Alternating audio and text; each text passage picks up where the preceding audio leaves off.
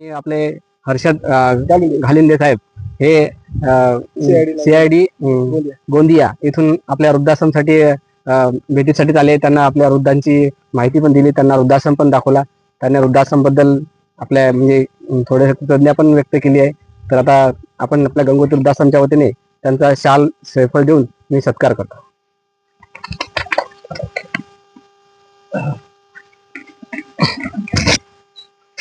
गणपती बंदोबस्तासाठी मी रिसोर्टला आलो होतो आणि सचिन गाजरेंची माझी तिथे भेट झाली. त्यांनी गावामध्ये पण चांगलं सामाजिक कार्य केले. गावामध्ये अनेक सामाजिक उपक्रम राबवला. त्यापैकी एक म्हणजे एक गाव एक गणपती, म्हणजे एका गावामध्ये ते एकच गणपती सगळ्या तरुण मुलांना एकत्र करून अनेक सामाजिक उपक्रम, रक्तदान शिबिर असू दे, आरोग्य शिबिर असू दे, हे केलं.